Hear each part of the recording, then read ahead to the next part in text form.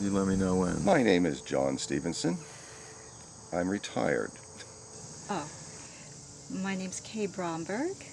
I work at the Rockefeller Family Fund, and I've been playing with this group for about 18 years. Len and I have played since before 1968 because it has to be when we were still living in the apartments. Len Shaw. I'm a retired electrical engineering professor, and I'm not sure how long we've been playing. I'd say it's more than 30 years. My name is Seymour Trester, and I've been playing with the group since the beginning, actually, which I believe was about 1970. That's when we has to be when we were still living in the play apartments together in Roslyn. So that makes it, I say, around 67. I guess John will talk about how Petey jollied him into getting his violin out of the closet. Hard to remember. It was one of those nights when this was sometime when Janet and whatever kids there were at that time were in England, and John was having dinner with us. I was over with Len and Petey, who were feeding me and keeping me out of trouble, but in doing that, both Len and I got roaring drunk.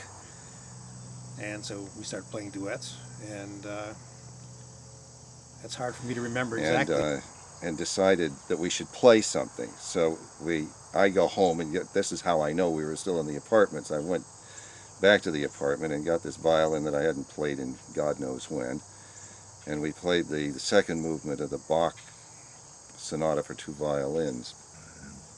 Playing music together may be a little too strong a phrase. I mean, we thought we sounded the best. Lee Sy also taught at Post with John. He played the cello. And I remember one lunch time, John was holding forth, and he asked, and he was telling us how he went back to the violin and was playing with a neighbor. That was Len. And he asked at the table, did anyone else play an instrument?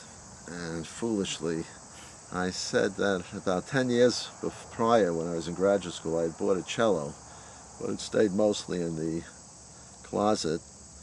And he got me to take it out. So we started playing some things like trio sonatas by Corelli and people like that. We remember playing at Sy's house in Glen Cove, and he moved from there to Great Neck in 1975, he was just saying, so it was some years before that started. God knows what we sounded like. But anyway, that then led to a succession of finding other people to play with, and we started from scratch, and let me tell you, it was scratch at the beginning.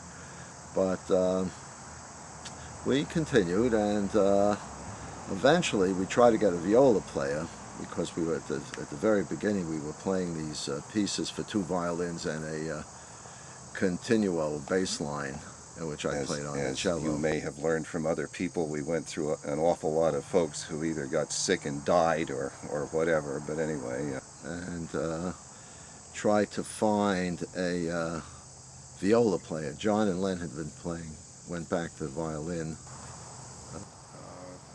I should say that the viola is always the butt of jokes. There are all kinds of instrument jokes, but the violas get the most of these jokes. I don't know. Well, when Len I knew Len was serious about the viola, because when he started to play it, I asked him if he knew besides the obvious difference between a violin and viola, if he really knew what the basic difference is. And he said, no, what is it? And I said, the viola burns longer.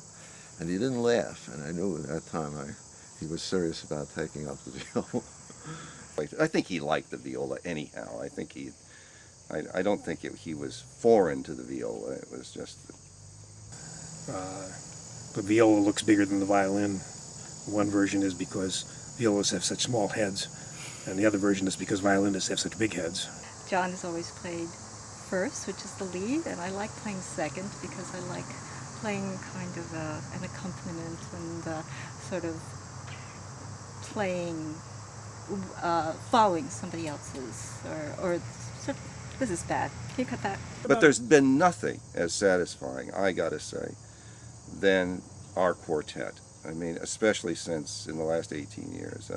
You know, we suddenly, when Kay arrived, we suddenly hit on a combination that really works. You know, they're just very easy people to get along with.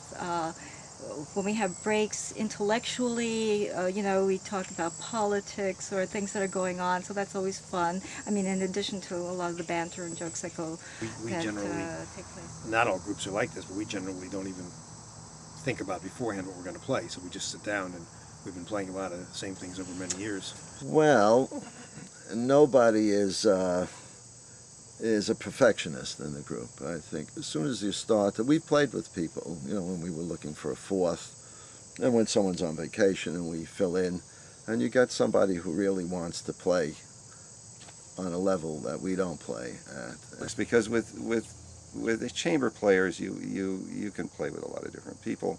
Mostly, in my experience, you don't care if you never play with them again. So I don't want to work. I want to have fun, and that's the bottom line. And I think we're very compatible that way. That's what it really is you could liken it to a team, and it's that team camaraderie, you know, that's... Oh, I just love to we've play. I just love the physical business of playing. I mean, it's very similar We to singing. criticize very, very gently. Say, hey, come on. But nothing like, oh, you got to practice that. Every instrument, every voice is important. When one voice drops out, you know, the ensemble is not complete. When it gels and it sounds good, it's really great. When everybody just sort of has the same feeling, a sense of when to get louder and softer and slow down a little bit or speed up a little bit, and so that's very nice. But there were these rare moments when you said, gee, that was good. Let's just do that one chord again, you know. And now I say, you know, it's phrases and even, you know, large stretches of pieces that we're playing now that make fun. Otherwise you wouldn't do it. The sound, it's a physical thing. It really is. You also have to have a certain willingness to really sit and work out stuff. You know, there are times when you know everybody is just on, and we're all, you know, in that groove and playing just right, and you know it, and it just flows. You don't stop, and the music just, you know, comes out, and you're a part of this wonderful experience. And you know, that's a tradition for maybe 100, 200 years, depending on which quartet we're playing. But it's really, you know, it's a fantastic experience. Yeah, you never know when it's going to happen. Some people have said that playing chamber music is sort of like dancing, you know, with a partner.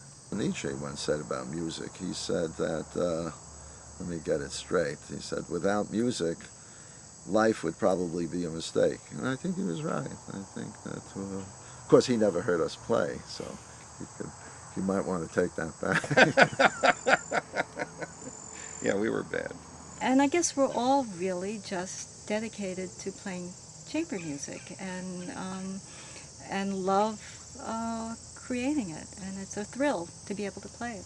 There's no doubt about it that music does lift you out of the ordinary, and I think that's the purpose of music. I mean, why would the people write it and try to play it? It's not easy. It is work. After some of our sessions, I go home and I'm exhausted. I really am.